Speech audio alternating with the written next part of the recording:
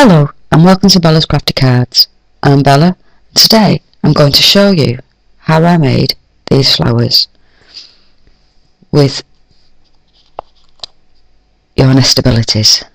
Okay, we have different layers, so we have ones which have been cut, small ones which have been embossed.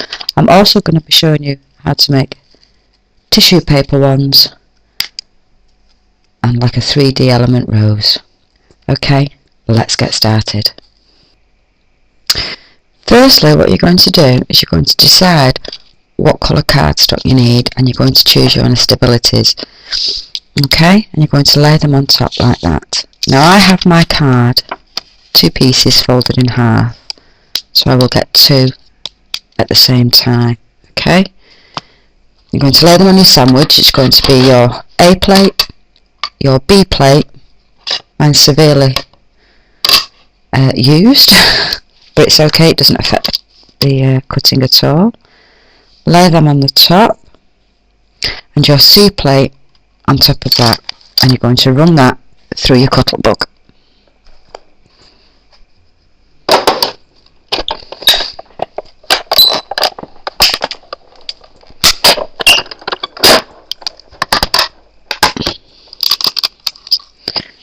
So there I have my two, the bigger size and two of the smaller size. I'm going to put them to one side, and again I have some different colour cardstock folded in half. Right, use the same cutting system, your A plate, your B plate, your cardstock folded in half, your stabilities on top,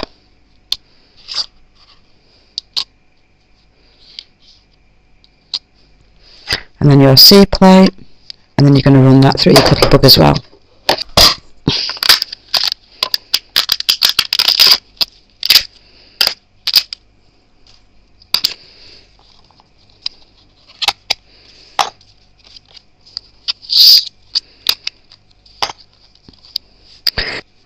There I have all my pieces cut out of different coloured cardstock. Okay, I'm going to show you how I did this one first, and this one's all separate pieces. Okay, so you're going to take your largest piece and you're going to cut it not right into the middle, but near enough, and you're going to cut down every single one of the scallops like so.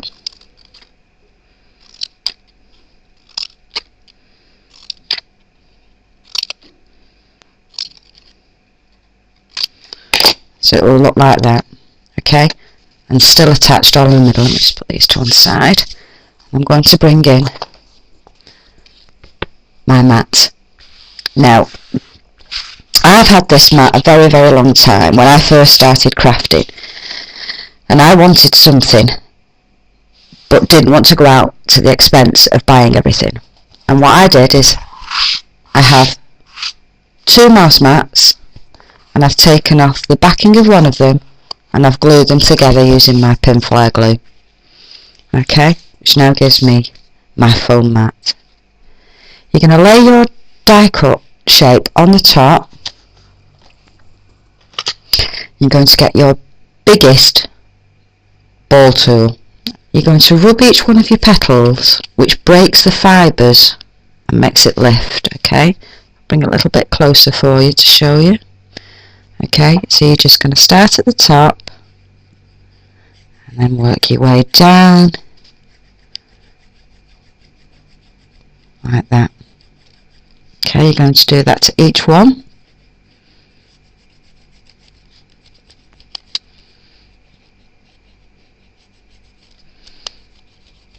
And as you can see, as I'm doing this, they are lifting and getting dimension. Okay, I'll just quickly finish off this one. Okay, there we have it.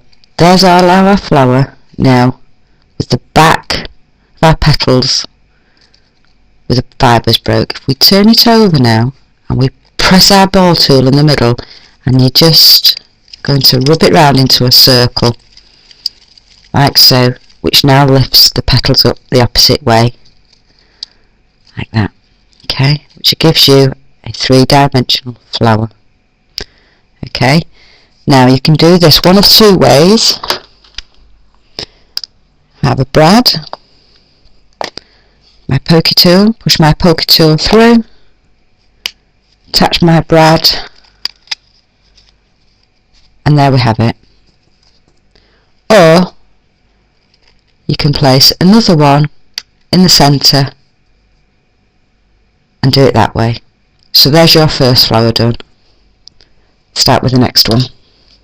Okay, for our next one you're going to need 3 layers. Okay, now I have a pink, a deeper pink, and I have one here which was initially white, which I then took my purple embossing powder to it and embossed it, and then run it through my Cuttlebug folder just to give it a little bit of detail on the top. Now you're going to do the same process as you did for your first flower, but this time you're going to go every other petal. Okay, again, don't go directly into the centre, and you're going to do that on all of your pieces. Once you have that done, you're going to do exactly the same process as you did on the first one, by just going around with your largest ball tool and breaking the fibres in each one of them petals.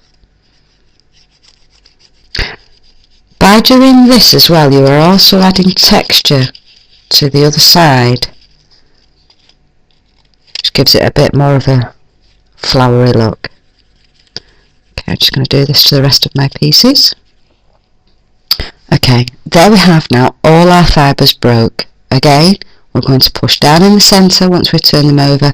You're going to do a circular motion which raises them the other way.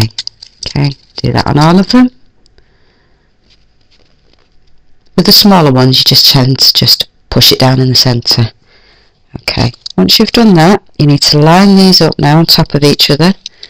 Try and do them so that the opposite ways to the cuts. Once you've done that, you get your pokey tool in the centre. Okay, once you've done that, you then get your brad. Now with this being more layers, it's better off just to do it this way by lifting them up. Okay, and positioning them again and closing your brad. So there we have our second flower. Okay, now I'm going to show you how to do the tissue paper flower. You're going to need a piece of tissue paper. Okay, try and make sure that there's no folded over sections, and then all you're going to do is you've got to fold it in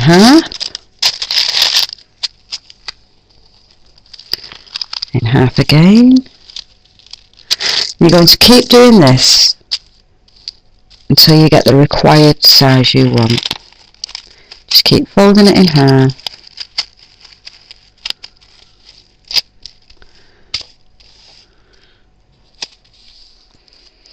Now depending on how big your piece was, depends on how many pieces you will get. Okay, I have that. I'm just going to see if I can put 2 on it. Yes, I can. Okay, you're going to run this through your Cuttlebug, which was the same sandwich as before. So it's your A plate, your B plate, your tissue paper, your die cuts, and your C plate, and run that through.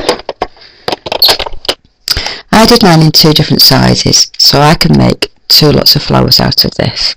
So I'm going to do 1, 2, 3, 4, 5, 6. Lay them to one side. I'm going to get my smaller ones. 1, 2, 3, 4, 5, 6. And lay them to one side. Okay, this is the fun bit.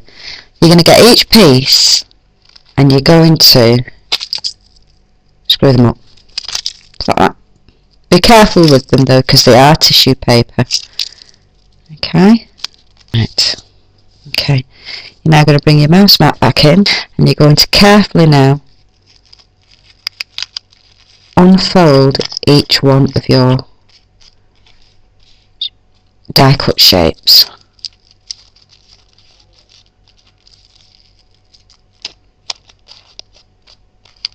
And lay them on top of each other. I now have all my pieces opened up. I'm going to take the smaller ones and I'm going to lay them on top of my bigger ones. I'm going to get my pokey tool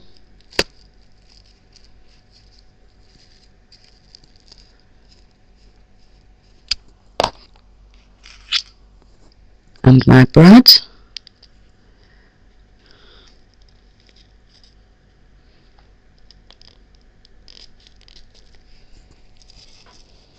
close up the brad on the back, and then all you're going to do with this is you're going to take each piece.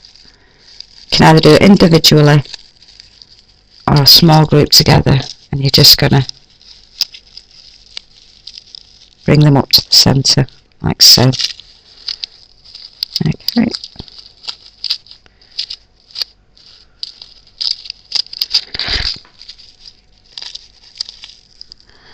Once I have them all screwed up, you're just going to slightly open them so you get your desired effect of your flower,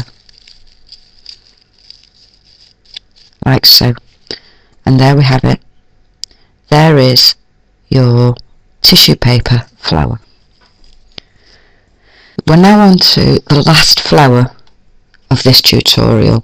I will be posting some more tutorials up of flowers with some different types on. Okay, so I'm going to show you how to do 3D rose. Okay, you need a die cut, and all you're going to do is you're going to take your scissors and you're just going to make a snake type effect going round your die cut shape until you reach the centre. When you get to the centre, you're going to leave a small section which has not been cut to the middle. Okay, I'll explain why in a second.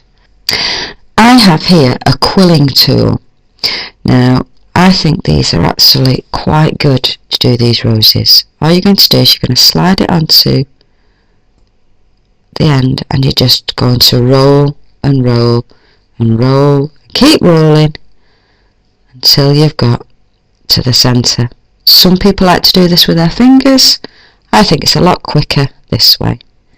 Okay, once you've got to the bottom where that flat section was, you're going to release your pokey tool and let it spring. Okay, so let it spring open. And all you're going to do now is you're going to get your glue. You're going to put some glue onto this bottom bit, and then you're going to place that, and you're just going to hold it, and there you have your rose. You can do them in all different sizes. Okay, it's not quite dry, my glue, but there you have it. So there's our 3D paper rose, our large flower,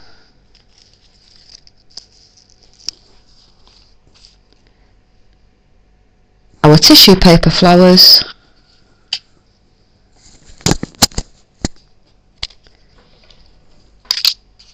and our larger 3D flowers. Okay, thank you very much for joining me, and I hope to see you again very soon.